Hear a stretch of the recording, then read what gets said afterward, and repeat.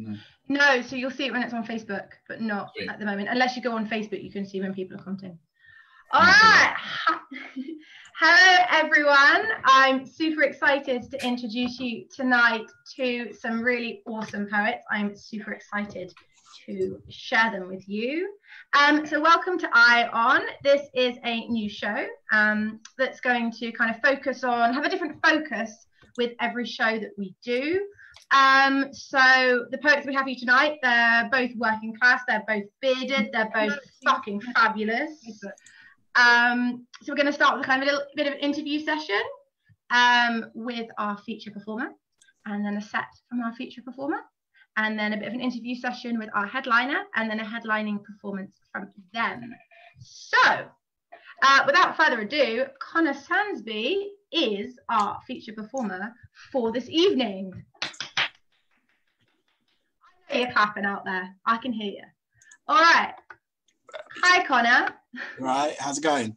I'm good, thank you. How are you? Surviving. I ate the world's largest pizza recently. So nice. Pretty good. I've just come from ringing my mum, and I was basically cooking spaghetti bolognese sauce and Mexican tortilla sauce at the same time. So yeah, just come from the kitchen. So if it's all right with you, we're going to dive in with the questions. What role would you say poetry plays in your life? I mean, we know you're a publisher, and we know obviously that's your baby. Tell us about your poet side. So I am quite profoundly autistic, and I can't really process what's happening in the world too much. So I use it as a way to kind of work through what's going on, to like lay everything out and sort of see it in a more objective fashion. Yeah, it's kind of how I filter what's happening to me. Okay. I think that's just a really good way of, you come across lots of poets and you talk to them and they tell you like poetry is a way for me kind of processing trauma and processing kind of how I relate to things in the world, and I find that really interesting. Do you find then that you ever kind of talk about autism a lot in your work? Does that come through? Not in my poetry practice. It's very much a what is happening rather than what's the source of things. You know, it's this daily thing that I engage with that sort of evolves, rather than sitting there and going, I am autistic and therefore it's my experience as a human being. No, I think that's excellent. I think it's really good to, like, it's easy to be pigeonholed, you know, like it's quite easy to be like, I have this condition and I am a poet with this condition, rather than saying, you know, I'm a poet with this condition, but hey, you know, I can write about whatever the fuck I want to write about. Yeah, exactly. And I'll do it well. There are definitely people who've like written autistic poetry or neurodivergent poetry who've done it in such a fascinating way, but it's not what I want to be doing, so I don't consciously engage with it. But I think everything that I talk about comes through the lens of an autistic person. And I think that's really interesting. I mean, that's kind of the whole point of poetry, really, isn't it? Like to give different viewpoints and to, you know, use your viewpoint as a way of expressing things. Like, you know, your poetry, for example, I can really feel you in it when I read it. Whereas, yeah, I don't think anyone else could deliver what I deliver. And that was a big thing for me, that as I like emerged as a performer in my own right, is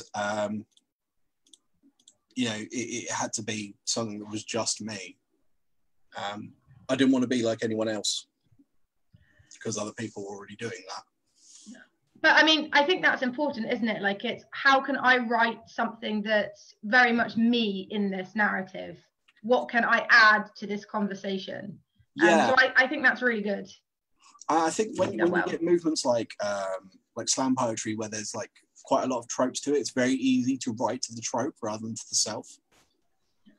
Or when you've come through like an academic training in it, it's very easy to write what you were shown rather than what's you. Yeah.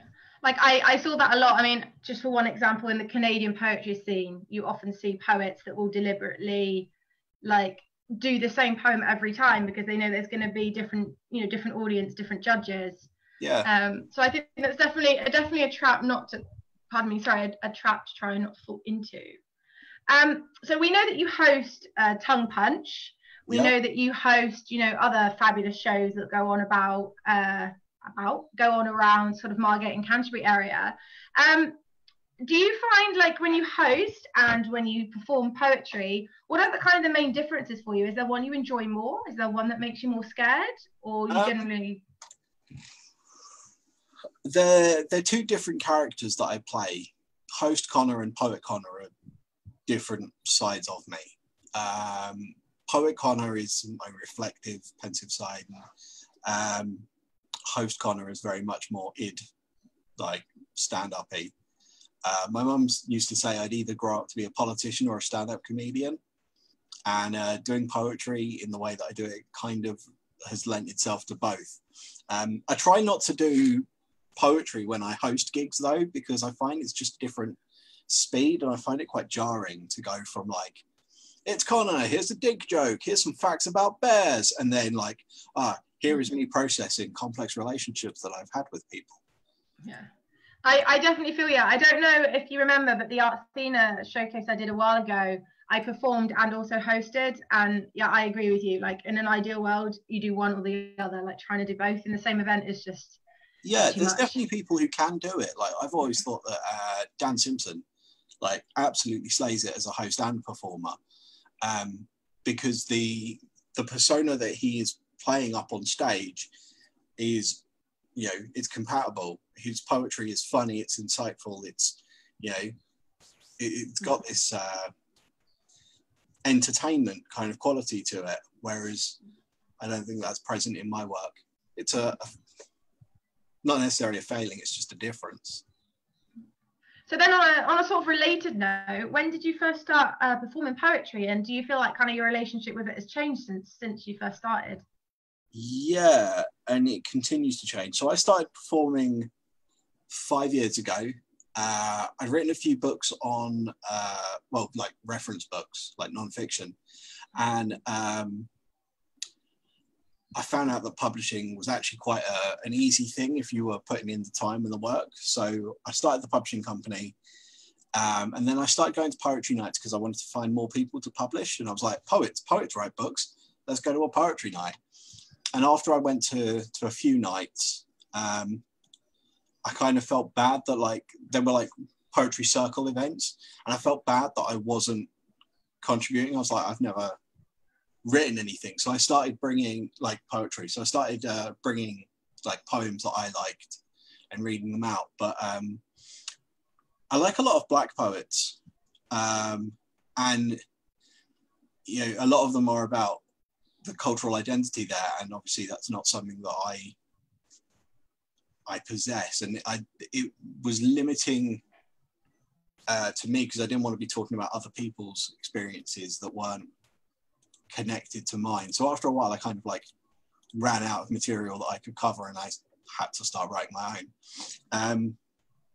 For the first like 3 years that I was doing it, it was like really fun, and then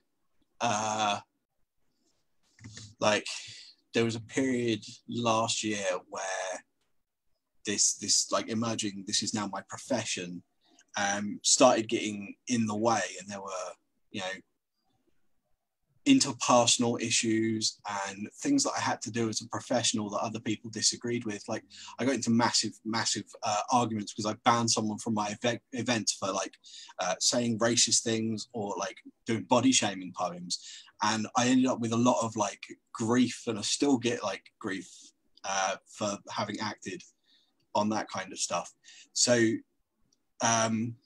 poetry as an industry thing, and me as a poet rather than someone who writes poetry, that's become a lot less fun, which is a real shame. But as someone who writes poetry, I actually think I'm producing the best work like of my career so far, and I've got things that I'm really excited to do. So within the personal side of writing poetry, there's a lot of fun there. It's just about balancing the two, and I'm doing things to make the career side of things more fun now. I think it's definitely good to find a balance. Like I when people ask me like, would you ever be a poet full time? And I think about it and I'm like, I'm not sure if I would.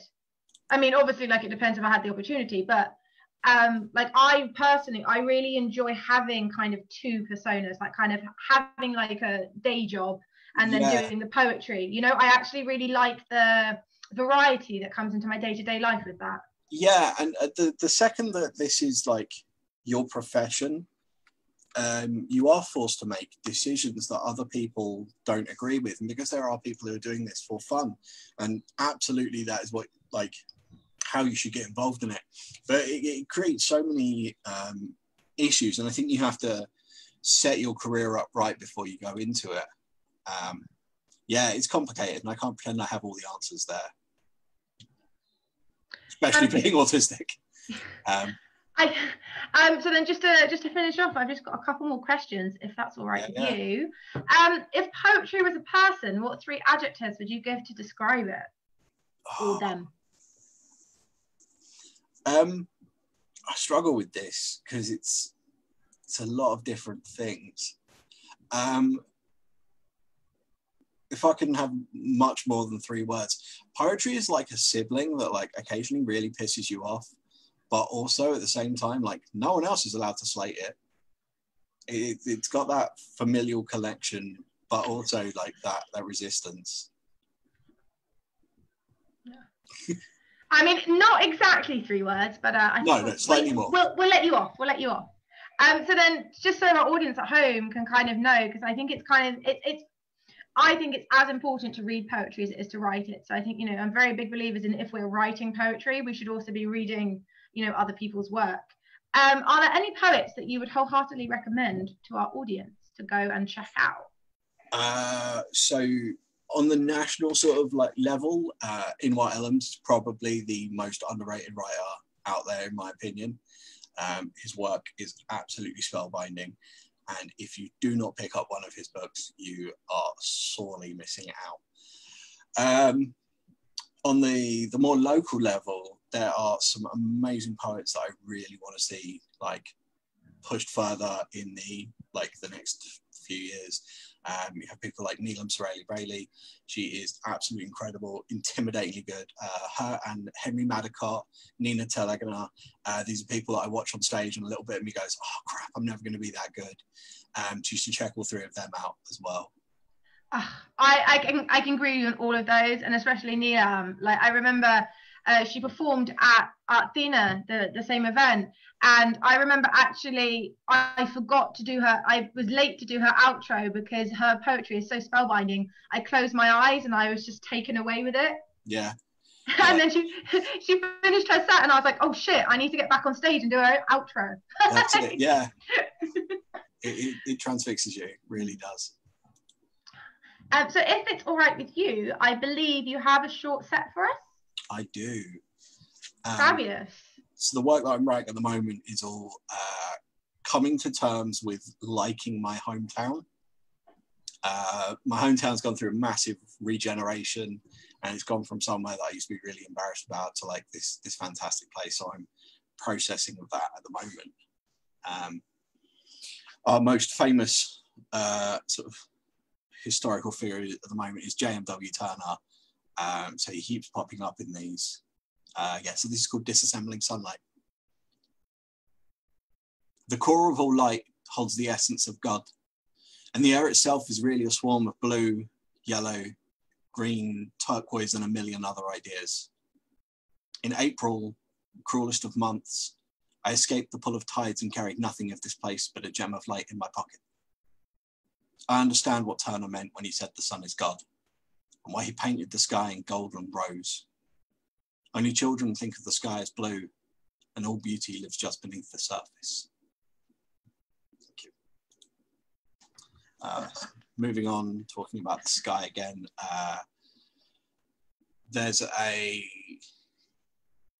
I'm talking a lot about the idea of rebirth on a personal level and of the town itself. And I've got this weird image of like returning to the sea and then coming back as something entirely different. So that keeps popping up. So this is one just called Drowning.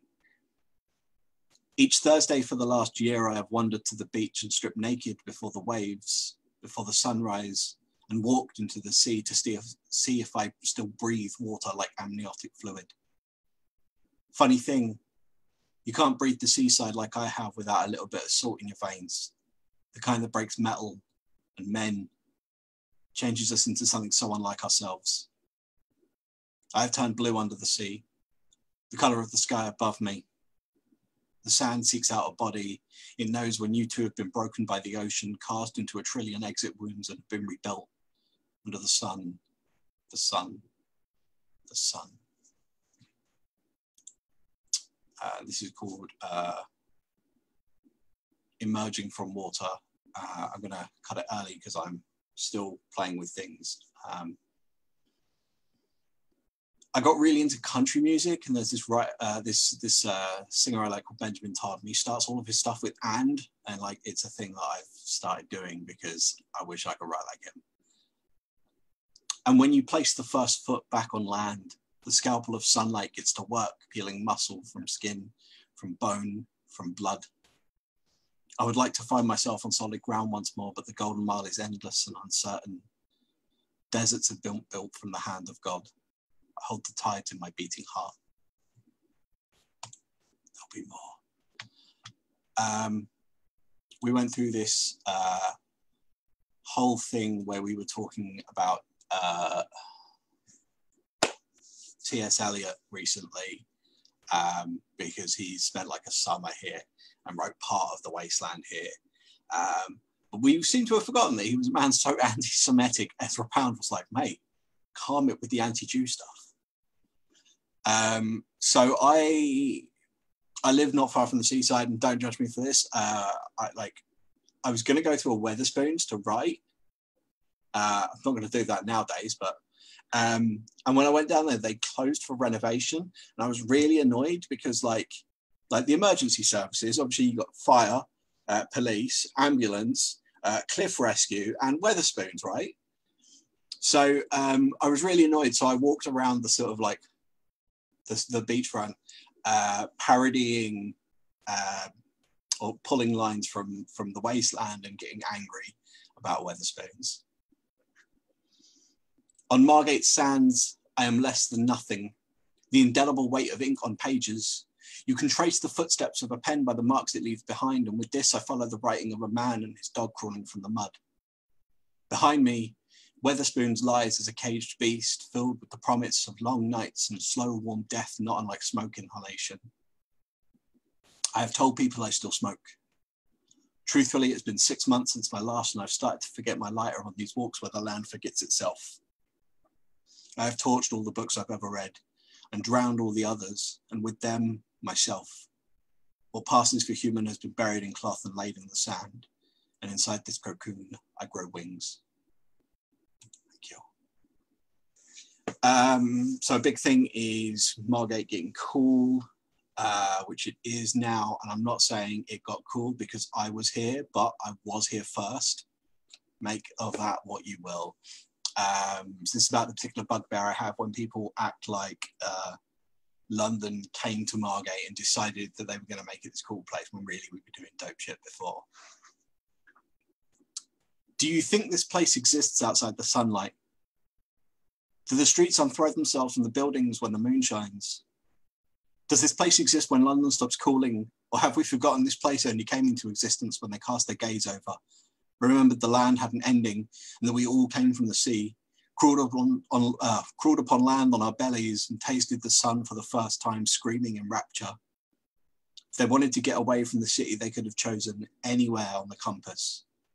They shipped themselves over here on high-speed rail, the path of least resistance. And one last poem. Obviously, the seaside plays, the actual like boundary of the seaside plays a huge part of like a setting in so many of my like life instances. It's literally like right there. If I was so inclined, I could probably lob a bottle onto the beach from here. And yeah, this is about hooking up with people who aren't from the seaside. Don't recommend it.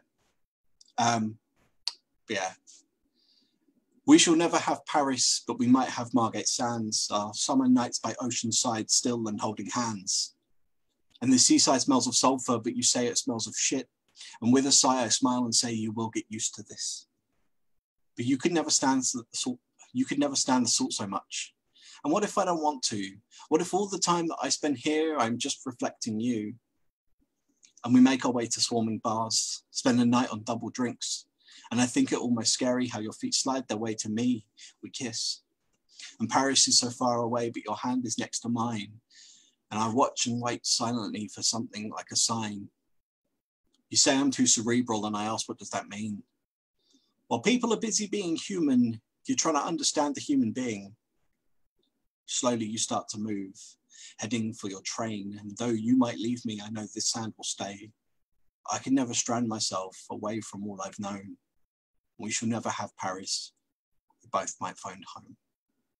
Thank you very much. Connor, that was incredible. Like, I think I'm so used to seeing you in a host position that I rarely get to see you actually perform, and I love your work. I love it. That was such a good poem to finish on. Like, when you said Rome, I was like, the last word is going to be home, and it's going to be fucking fantastic. I know it. And you did your last line, and it was just, Thank you for joining us today. Thank you for performing. Anytime. Thank you for just being, an all-round great human. For being wonderfully bearded, I must add. So just before you go, are there any kind of social media links where people can kind of check you out? Your poetry or, My publishing company on Instagram as Whisky Beards, no E, we spell it correctly. On Twitter as Whisky and Beards, or Whisky Beards. I think we're both findable on those.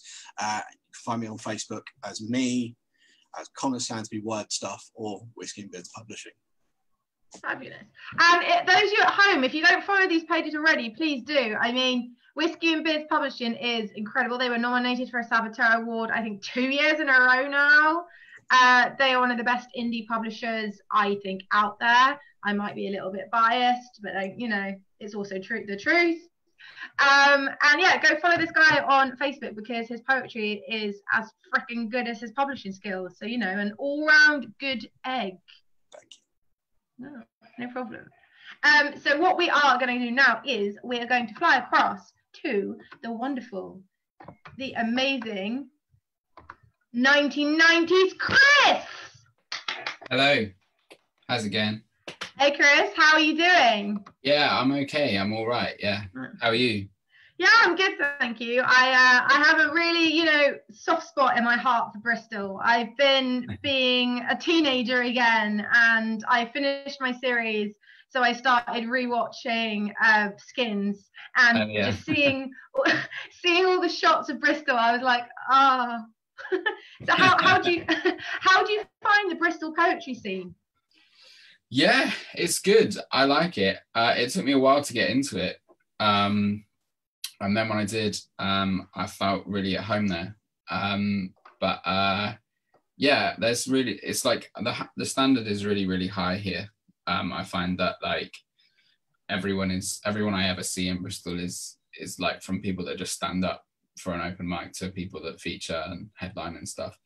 People are always really great and always really nice. So that's good. Yeah, it is. Yeah, it's a good place to be for poetry for sure. For our viewers at home, so they know a little bit more about you, are you from Bristol originally, or is this just where you're based at the moment? No, so yeah, I'm based in Bristol, but I'm from Hereford. A very proud Herefordian, and I still do a lot of work in Hereford. I do some outreach stuff there. I was until recently running an LGBT youth group there, but some funding was cut, so we've had to kind of rethink how we do that. But yeah, no, I'm a very proud Herefordian. I write a lot about it, and I really like Bristol, but it won't take me. So I remember, I think every poet needs like a poem about home. And if I know that you've performed with Henry Mad before, Henry Madicott, for those of you at home, a poet that Connor Sansby also mentioned. I know you guys have performed together before, and he has this beautiful poem about Shropshire, his home county, which actually inspired me to write about my home county. Nice. And so I hope, do you have a poem about Hereford? I've got a few, yeah. Not any that I'm going to do tonight, but yeah, I do have a couple. And yeah, I'd like to hear that Shropshire poem. We're like neighbours and therefore enemies in terms of Shire. So, maybe you guys can have a county poem off. Yeah, that would be good. Yeah. Like, because I'm from Cornwall originally, so you know, Devon and Cornwall have like the scones debate. You guys can have a poet off. Being in Bristol, there's a lot of people from down there, so yeah, I hear that a lot. I remember, like, whenever you talk to people from Cornwall, I mean, not everyone obviously, but when you talk to a lot of people and they're like, oh, I'm going up to the big city, and you think, oh yeah, they're going up to London, and it's like, no, they're going to Bristol. Yeah, that's the one. So for you then, what kind of role does poetry play in your life? What is poetry to you? So I guess poetry to me is sort of it's my vehicle to kind of say what I want to say and kind of express myself in quite an accessible way. So I'm not really like super into, people take this the wrong way sometimes, but I'm not super into like loving an art form in and of itself. So in the sense that like I don't like, I like art forms because they're about communication and about getting something out there and connecting with people. And if that works and for you, like in a certain art form, then that's great. I'm not like, so I like poetry because it's super immediate, it's really accessible, and I can say what I want to say very quickly and then have those really important conversations with people about stuff that's important to me. And I think like accessibility in art is really, really important because there's so many stories that we should hear that we don't. And with poetry, I find that you can just start writing in notes on your phone and you can actually have finished a piece of art, you know, and that's pretty cool. I like that kind of immediacy of it. Also because I'm not very patient, so, you know. No, I have a similar thing. I remember doing drawings when I was younger and I like stop halfway through because I'm just like, oh yeah, I'm tired, and then I find them in the drawer like 3 years later, you know. So what advice then on that note of kind of the immediacy and, you know, art forms that are quite, I say quick to write, obviously not quick to edit. I mean, I don't know if you find this, the writing doesn't normally take too long, but then I tend to edit a lot. Do you find you tend to edit quite a bit? Yeah, I feel like writing and editing are almost the same thing, right? Like for poetry, I think like having written some short stories and comparing, like for me, like with poetry, it feels just like constant edit mode. And then with like short story writing, you can kind of let it breathe a little bit and go back to it. But yeah, no, like editing is where it becomes not sort of like mind spew, you know. No, I totally agree with you. Like I was thinking the other night about typing up some poetry, but I know that when I type up a poem for the first time, like the first type draft, I will edit while I'm typing. And sometimes I'm like, you know what, it's 3 a.m. I think I have the energy for this, but I don't really have the energy for this. Well, the way I do it is I literally speak, like I speak everything I write. So that's how I edit it. I write it and then I speak it out and like just constantly talk it back to myself. So that's a big part of the editing thing for me. And that also stops me doing it at 3 a.m. because I don't want to annoy everyone. Yeah, that's fair. Living in a shared house, especially with all these Zooms during quarantine, like I'm pretty sure my housemates are like, oh, she's doing another poetry event. Fuck's sake. Like, so for you then, and what advice would you give to someone who's procrastinating? Like someone has writer's block, or like they really want to write, but they feel like they can't. Like, is there any advice you can give them to kind of get back into it? Well, I'm really bad at this myself, but I think some advice I've got before, I can't remember who told it me, but they just said to me it's okay to write something that's really shit, like, and that is quite freeing, and it really helps to be like, I can write something here, I can get it out, and it can be bad, and I can either make it good or just leave it and move on. I think most of the time writer's block comes from the fear of not doing something that's good. So yeah, for me, I would just say, remember that, like, if you've got something that needs to be said, if you just, you know, trust that it's worth saying and people want to hear it, because they do, your voice is important and you should value it, then that can make it easier. I would say as well that like you're definitely better than you think you are, because as a writer you definitely beat yourself up about how good you are at a thing. I think everyone does that about everything. Yeah. I mean, I don't know, do you I assume you do you fluctuate like the same way I do? Like sometimes I write something and I think, oh, you know what, mate, that's really fucking good, that's great, that is, and then you kind of go back to it like an hour or two later and you're like, all of this is shit, why did past me think this was good? Yeah, I have it that's maybe the other way around. Like when I'm writing it, I'm like, this is awful, I hate this, and then like an hour later I might go back and be like, do you know what, like it was actually okay. But yeah, it does flip. It depends on what the piece is, I guess. But yeah, no, I think it's like, I always like say that, like, I don't know how anyone's like finds poetry soothing. Like I'm sure people do, and this sounds very bad because I do workshops to, like sort of workshops about like enjoying writing poetry, but like it's not enjoyable for me at all. It feels like I'm beating myself up, and then when I finished it, I feel like I've processed that thing, or I've got that thing out, and then I feel better. But during the writing, I'm not having fun at all. And I don't know, unless I write stupid stuff. Yeah. Like, I think, I agree with you on some level, like, but I think for me, like, it definitely depends on the genre. Like if I'm writing about like a more serious topic, and especially if it's a topic that I've experienced personally, I'm more like, the actual writing part is horrible. But it's part of like the cathartic process. You kind of need to do it to kind of process it. But then other times, like I find if like my best advice for writer's block is just go look at something, just go for a walk and go look at something.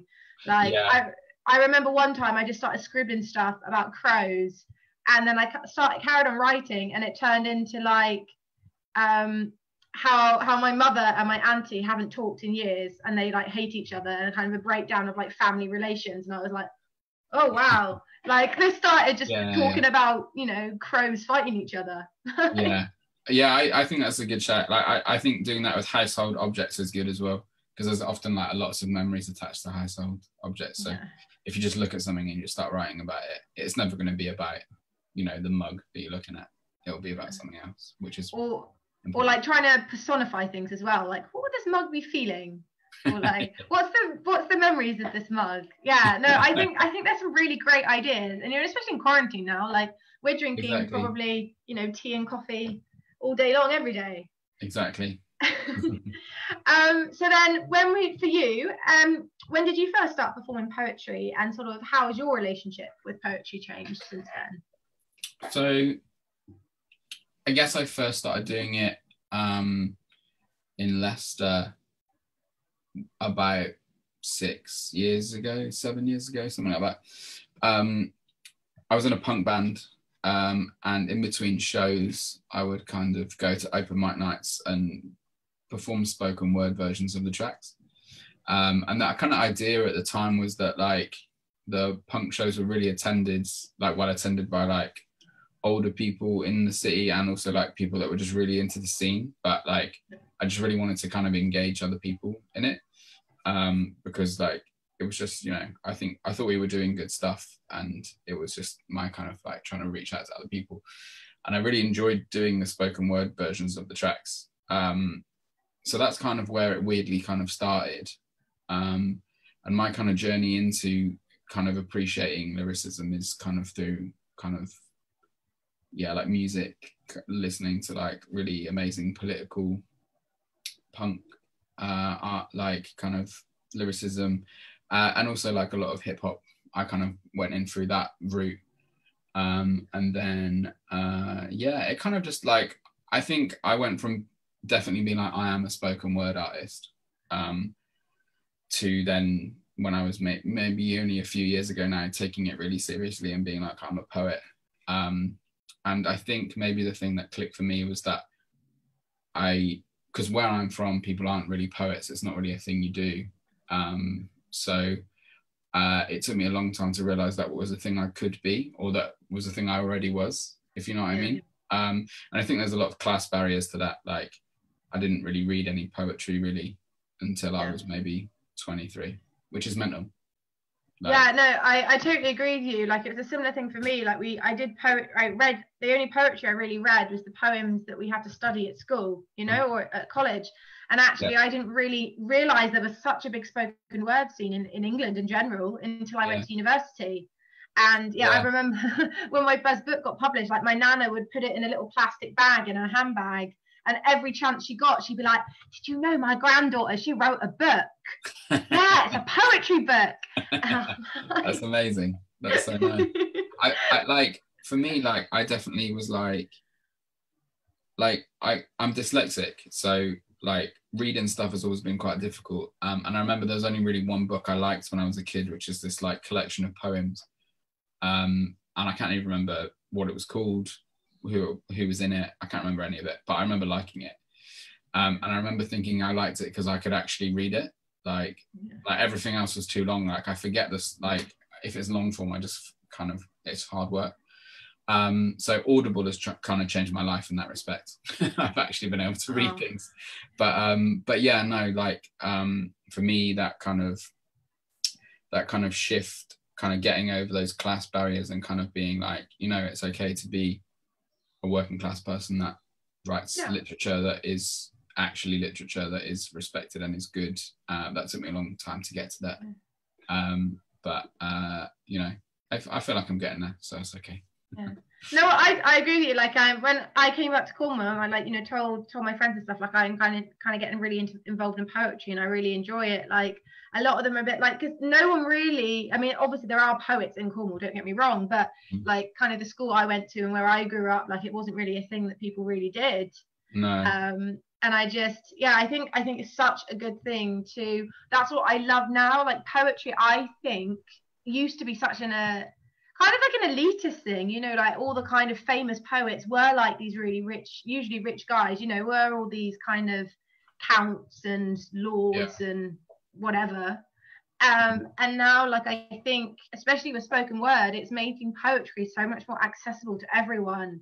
Like my father, for example, he's really badly dyslexic, and, you know, he's never read one of my poetry books in his life. But like, he'll come to my events if he can, and he'll listen to them. And he's like, he gets way more out of listening to them than he ever would from reading them, because he's just like, reading doesn't work for me. Mm-hmm.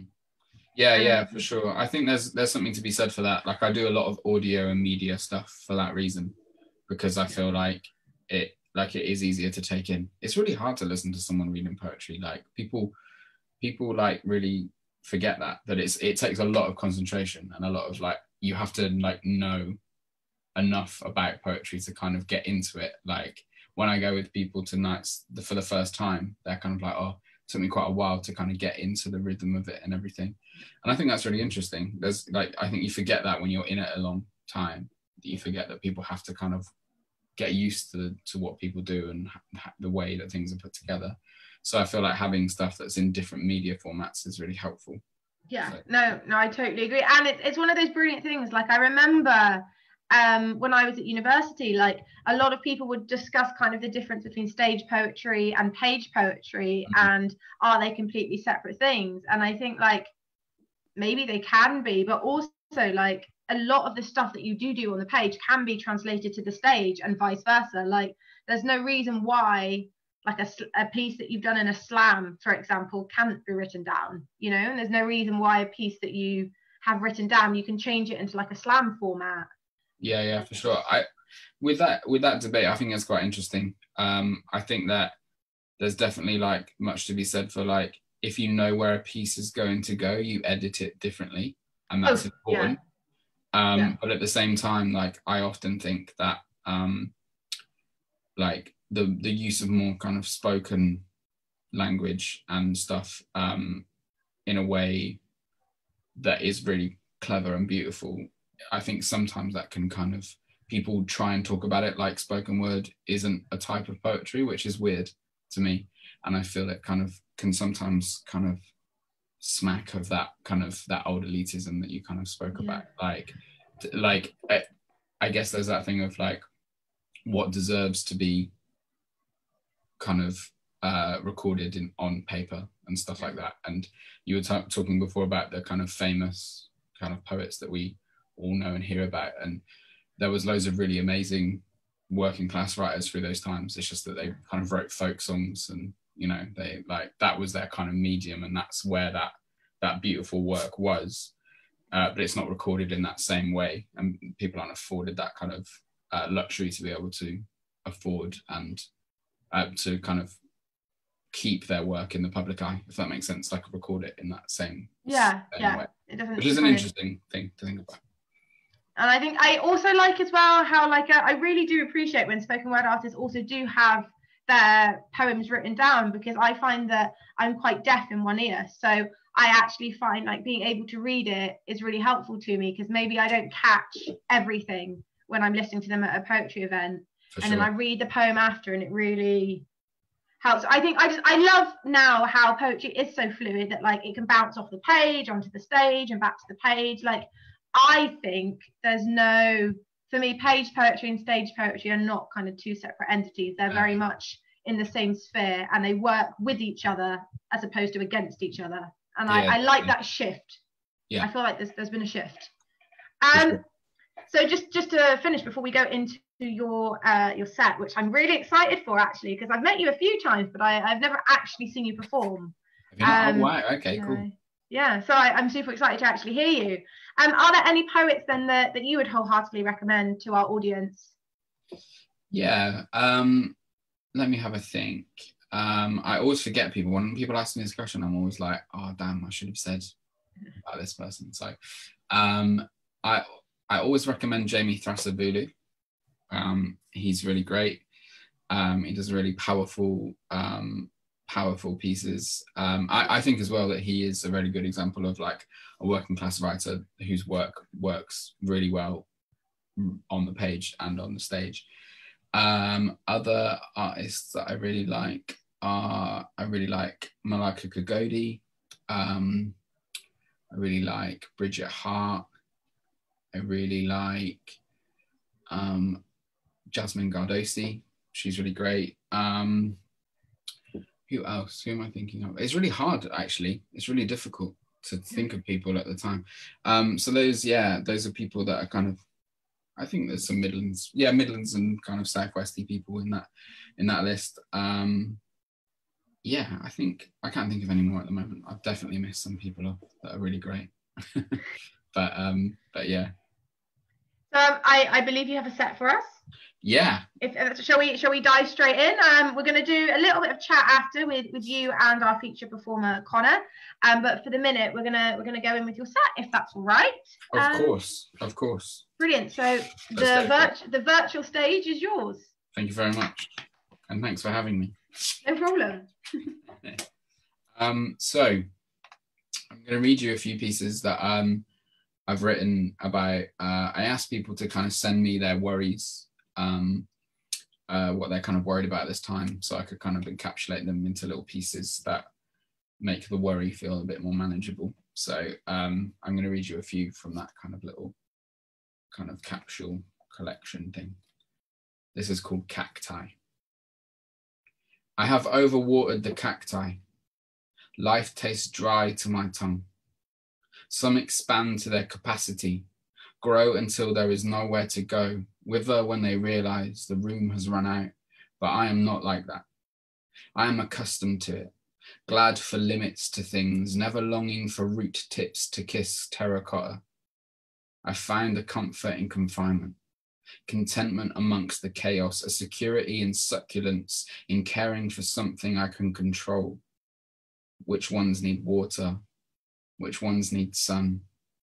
How to hold the ones which could hurt me so they don't. I am scared to repot, scared I will not reroot, scared I've forgotten how everything works. I pick up the old lady, the first of my collection, touch her needles strong and sharp, discover a small pink bud against her luscious green skin. Notice how small her pot is and how that doesn't matter. Thanks.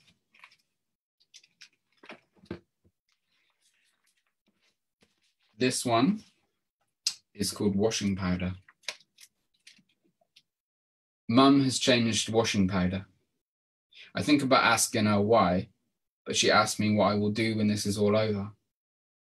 I tell her I will go to a party. The first cold draft pint, the first professional haircut is all anyone can talk about. At the end of the Zoom quiz, everyone talks of freedom, and I pretend my camera has broken. In the WhatsApp group, everyone dreams of interaction. I send the neutrally smiling emoji or wait long enough to reply that the subject has changed. I feel safer than ever. In photo albums, forgotten memories, and the illusion that I am not responsible for anything. I wrap myself in lavender sheets. The smell will grow on me. Enclosed in a chrysalis of comfort, I dream of not going to any parties. Thanks. This one is called Moth. You see how I just pick things and just, this is called Moth. My phone vibrates. I ignore it as I chase a moth around my bathroom. We always leave the lights on now. They think it's an open invitation, but it's actually because we never leave. I feel sad this could be the highlight of my day. I think of filming it, so it could be the highlight of someone else's day. I daydream about whether that would make me feel more or less connected. I stop thinking like that because it makes me feel absolutely horrible. Now I cannot see the moth, only hear its fluttering against porcelain, its constant collision with things, even though it has so much room.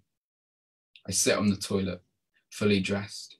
I put my head in my hands, rub my eyes that have not seen makeup for days, only screens, and allow them to scan the room. I see the moth hover. It lands like a bumbling child, discovering its own balance on the sink beneath the window. I think of squishing it in tissue paper. I could do it so easily, but I decide that would make me feel worse. It flies out of the window, and I know one day I will too. The notification is about something good. Thanks. So during this time, I've been putting myself under loads of massive pressure to write lots of things, which in some way has been good, but also has not been good in other ways. But I wanted to share some like super new stuff. So I've been trying to write similarly about kind of home and kind of the space that I grew up in, it was really lovely to hear Connor's work about that.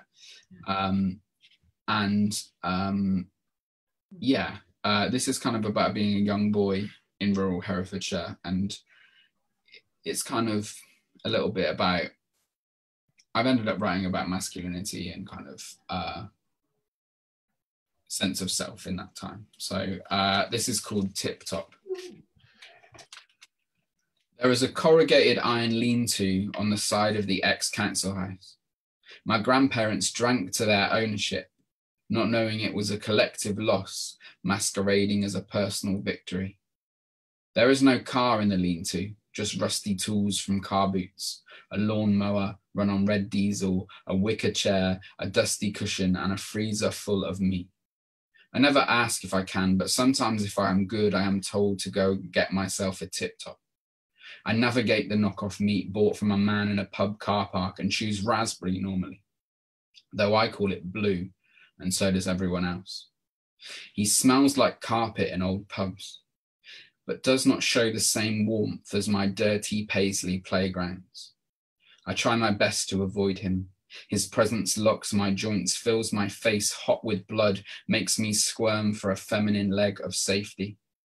He likes to remind us that this is his house, using words I don't always recognize in a tone like we have forgotten. When his waistcoat bolt is not in the chair, he is plastered on the pint-stained Paisley. I translate this as a triumph. Free to walk the space easy, I raise my tip top in relief, not knowing it is a collective loss, masquerading as a personal victory. Thank you. They can't hear me at home, but I'm oofing a lot to your lines. I must let you know. Thanks. This one is called Biscuits. I used to really hate going swimming when I was a kid, and it's about that. I buy biscuits from the vending machine.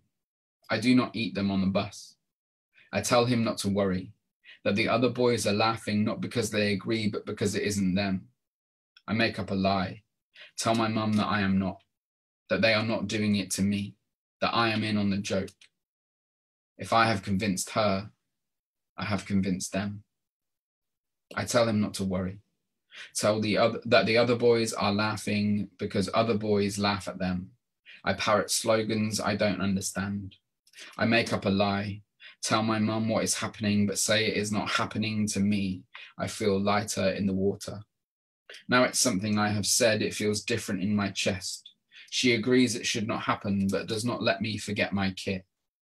I tell him I do not like swimming, that I think I prefer eating biscuits, that the pool makes my eyes sting, and that is why they are red.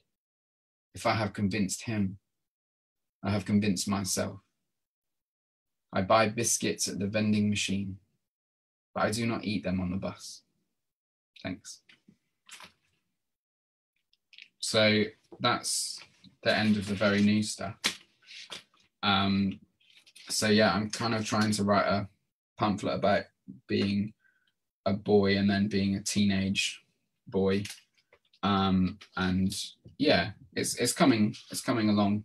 It's just it's a weird time to write. I like the normal space of life to get in the way, and kind of distract you from things so you can reflect on things properly. It feels weird processing stuff that kind of isn't happening around you, which is interesting. But yeah, anyway, late last year I was commissioned by BBC Arts and New Creatives to make a piece for BBC Sounds, and I wrote a 15-minute audio piece about bisexual erasure, kind of through a working class lens, and I just wanted to share a couple of pieces from it. It's out on BBC Sounds now, so you can go and listen to it.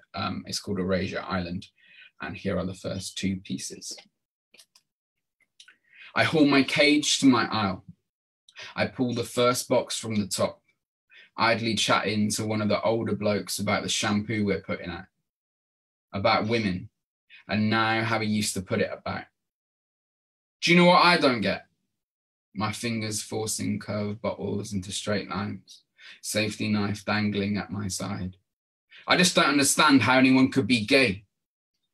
I don't expect rationale, but he gives some. Women are just so lovely and soft, you know, their curves and their hair. I can only agree with half of his logic, but I don't want that to come to the surface. I'm at work wrangling detangling conditioner onto the shelf, and this talk at this time makes me aware of myself, of my hands, my hips, the tautness of my wrists. I should grab this moment, twist it and own it. With blokes like you, love, neither can I. You just don't find the right guy. I like lovely women, soft women, curvy women and their hair. I like lovely men, soft men, curvy men and their hair. But none of this is any of his business. I haul my body into neutral, his throwaway comment a fist clogged in my throat. Any thought of retort is choked, I'm too late. A laugh escapes to cover the nerves. I feel guilty, I feel safe, I feel that's a privilege I don't deserve.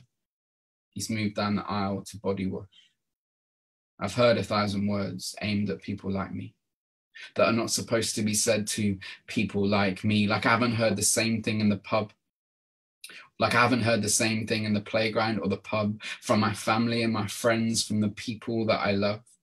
I take another box, pushing it along the grey speckled floor with my foot in shoes that aren't still toe-capped, that I'm not supposed to wear anymore. This box is full of high-shine lipstick, concealer and other cosmetics. I think about putting the ruby red in my pocket. Is it worth using my staff discount to get it? Girls slap it on so thick these days. He declares that from the top of the middle aisle. I slap on a slight smile and pick at the packing tape on the box. My laugh is tinny as the tannoy. I start to peel it off. Thanks. I've kind of had enough of the comments. I'm just going to slip it in, see what they make of it. Amber Rose is hot, yeah, but do you know who's really fit? Tom Hardy. I hold my breath for the reaction. Regret my momentary bravery. I sit my cider in the silence as they try to work out what to make of me. There are tense shapes of men. Polo shirts stiffen with shoulders that withdraw, friendly faces curl into smirks. It's not the same anymore.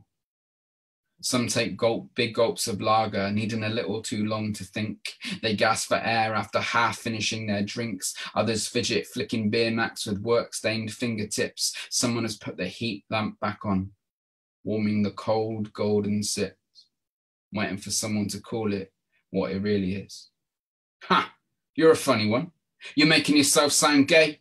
I suppose he's in good shape, yeah, but what would your missus say? I laugh. She'd probably agree.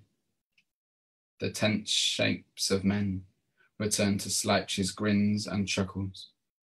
I loosen the grip on my pint. Pale-faced, white-knuckled.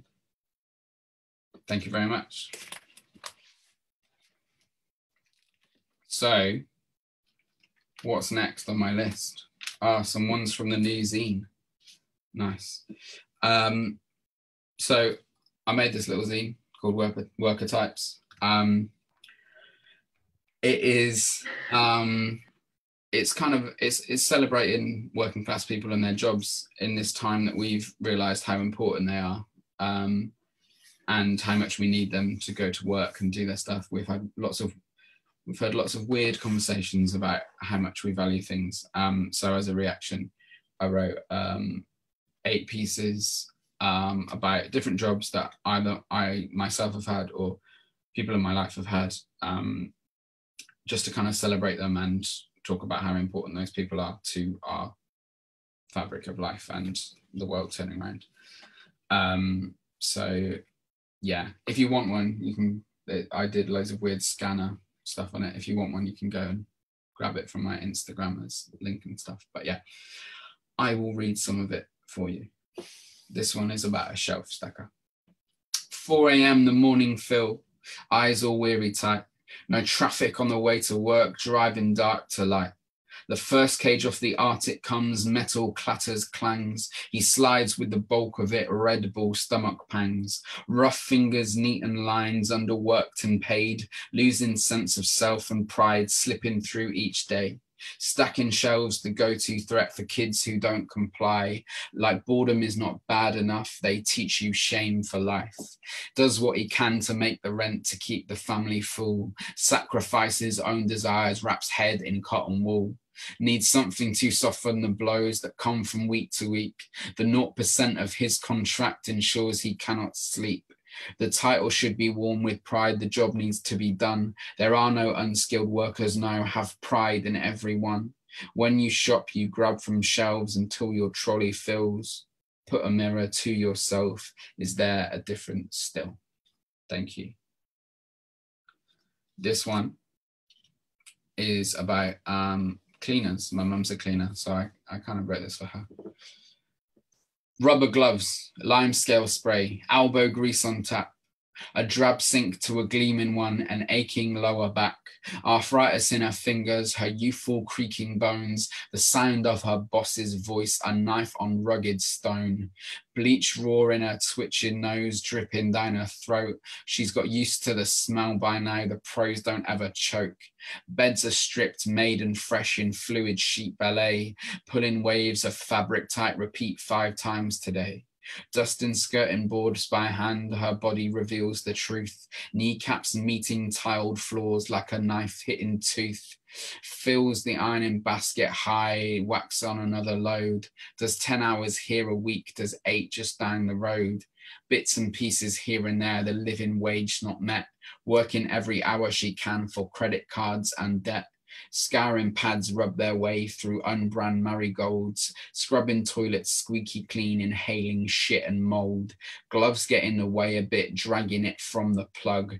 A pinch of hair is bad enough when it's from people you love. Keeping a house spick and span that ain't even your home. When your working day is done, you've got to do your own. Thanks.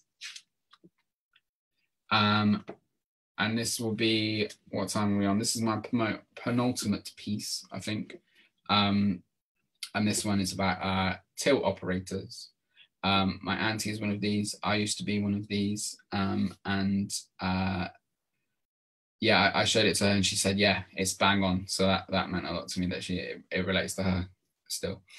Levitate the barcode, dance with it effortlessly, a routine they can't teach. It just comes with time. Wait for the bleep to acknowledge you, the price and your wavering existence. Make polite conversation or don't even bother. No one thinks you're human anyway. Do you have legs under there? Do they ever let you out? Do you get discount? When do you finish? Do you finish? People check the multi-buys, more bleeps than smiles. Expect eyes down noses, expect contactless transactions. Don't watch the clock. If it's on the till, tape over it. On the wall, get blinkers. On your wrist, ration it. Don't lose hope. You are that old dear's one face-to-face conversation all week. She remembers your name, asks for you when she can't see you, is put out when you aren't there, doesn't understand modern rotas, bless her. Tells her children how nice you are. They get bored of hearing your name. She does not get bored of saying it. Brighten someone's day. Be completely vital. Be the reason people don't starve. Make someone else rich. Expect pay that matches your value. Expect contactless transactions. Thanks. And I'm going to do one final one to finish, which should be here somewhere. Yeah, it is. I was inspired to do it because Connor's poem about the seaside made me think of it. And it's about something that I don't hear written about a lot, which is like the weird, unique experience of bisexual gays, and kind of being in a space and kind of finding all different types of people attractive, and kind of how that feels in a workspace context, because I write about work all the time. It's called Dolphins. He lowers the basket into the fryer. The golden liquid hisses, drowns out the football on the radio, small spots of oil splash his skin, his arms flinching, face not changing. I have been watching him for what I think is an insignificant amount of time until he asks me the significance. Do you want to go or something? It ain't any fun, I'll tell you that.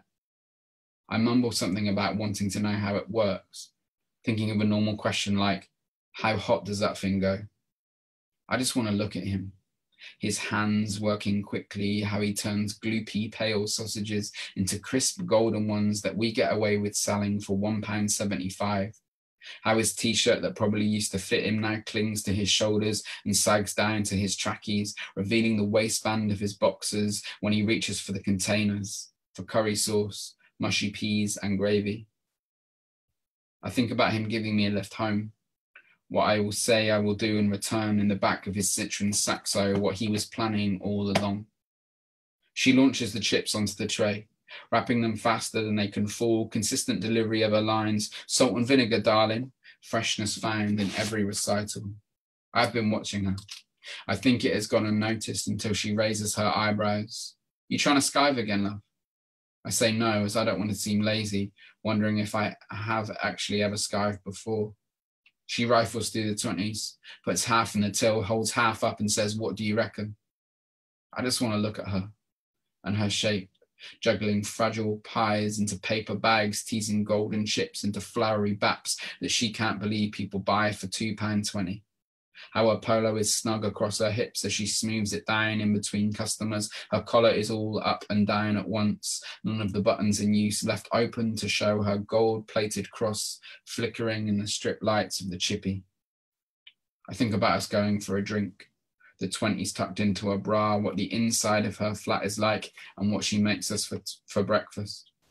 I pass the time like this, because peeling potatoes for a living, it leaves a lot of space to fill. When I get the bus home alone, I pay with money that we didn't steal. Thank you. That's me. Thanks a lot. Having Chris, me. that was just so good. Like, Thanks. I like how you do. I'm trying to think of words for a poet. I'm really shit with my words right now. Like the way you talk about everyday narratives, but you just make them sound so vivid. Like your imagery is just absolutely beautiful. And there were so many of your like poems there where I wanted to be like, I feel ya, or I wanted to be like, woo! And I was like, no, I'm not going to unmute myself and interrupt him. But like they were just so good. Your scene, especially. I mean, I definitely want to get a copy, so I'm going to go onto your Instagram. Yeah, it's the link in the bio. Go for it. Thank you. So do you have any kind of social media links where our readers can keep listeners can find you? The best place to go is Instagram, because that's the thing I use the most. So it's just at 1990s Chris, or Twitter. I kind of use it a little bit, but you can get me there as well. I'll post pretty much everything that I post on Instagram on there. Yeah, those are the main two. And yeah, I can that's it really. I'm actually going to update my bio and put my link tree in there, because I've got a few things that have just been like put out from like online magazines, and I've got a few short films and stuff, so I'll pop a link in there so everyone can get to that stuff. Thank you. And once again, your set was incredible. Like I have seen you do performances, like videos and stuff online, but like to actually watch you in real life, to actually watch you live, like as close as we can get to real life, was just phenomenal. Like, thank you so much. I was spellbound, honestly. Like I was so excited about this show, and you fucking delivered, mate. Thanks so much. God. So just before we finish off, we're going to quickly go back to a panel of so we've had the wonderful Connor Sansby was our feature act tonight. We've had the brilliant 1990s Chris. Now I know how to use Zoom. I've put us onto gallery view so everyone at home can see all of us. So the both of you, have you got kind of any projects on the go right now, and anything that particularly on your foreground right now, I can't think of the word, any projects that you're currently working on that you'd like to share with us? Sorry, my thing went a bit weird then. Oh no, that's okay. I was just saying, have you guys got any projects that you're currently working on that you would like to tell us about, or you'd like the wider public to know about? Yeah. Would you like to go first, Callum? Oh, go on then. So currently working on a second book for a collection called Where the Land Forgets Itself, due by 2023. So check that out. I started working on a thing called the Institute for Material Poetry. That'll come out soon. Obviously, WinchesterFest is taking up most of my life. So yeah, those three things. Keywords build. Awesome. I'm so sorry I just called you Callum because my friend Callum just messaged me. I didn't even notice, to be honest. I'm used to people calling me Colin. As soon as I did it, I was like, oh, fuck. I hate when that happens, but there's so much going on the screen. That sounds all really good, man. That sounds cool. I've got the zine out. That's something that I'm trying to like kind of get out there, because it's the first time I've ever printed any of my work. So that's been cool. I do have a film coming out in June. I made a film with a company called Art with Impact. They're an LA-based film company, and we were due to go out there like in the start of June to premiere the film, which is really sad because we don't get to do that anymore. But it's a short film about anxiety and queer identity. It's set in a factory, and it's about being a factory worker who's kind of having to deal with the kind of everyday banter of factory life and kind of hide their queer identity. So yeah, that's something that's coming out. And like I mentioned, I've just got Erasure Island out that you can go listen to.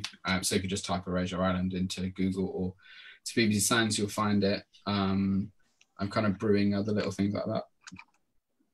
But yeah, that's it. Thank you for joining us, the both of you. I'm super excited to see what you get up to. I mean, I've been following what you've been getting up to until this point, and you know, I'm intrigued and enthused, and I feel like my intrigue and my enthusiasm will only grow as you're obviously going to carry on and do some really fucking amazing things, as you've already been doing. So thank you for coming to be on the show tonight. Thank you for sharing with us. Thank you for, you know, reading us some of your works. And it's been really nice to actually chat to you guys, because I think like that's one of the main things I miss about poetry events. Like, it's not just about performing the poetry, it's the community. And, you know, after you perform, you have like the chats with everybody.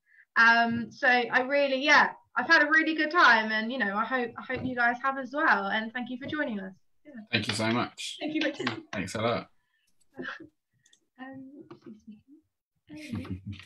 So to all you guys back there at Facebook, just before we end off, I don't know how we zoom off. Thank you ever so much for joining us. I hope you've had an absolutely wonderful time as I have. Just want to say one more big, massive round of applause, massive thank you to Connor Sansby, writer, for performing, and 1990s Chris for performing, because let's be honest, they were fucking amazing, weren't they? And we'll see you for our next instalment of Eye On in 2 Sundays' time, where we will be chatting to some of the most incredible female and non-binary poets on the Canadian poetry spoken word scene. So yeah, definitely come in and tune in for that, yeah? 8 p.m. 2 weeks on Sunday. And then next Sunday, if you want to write about happiness, I know that's, you know, for poets, that's maybe not always the easiest thing to write about, but if you want to write about happiness, there'll be a workshop next Sunday afternoon. So I hope you will join me for that. But yeah, have a wonderful Sunday and look after yourselves.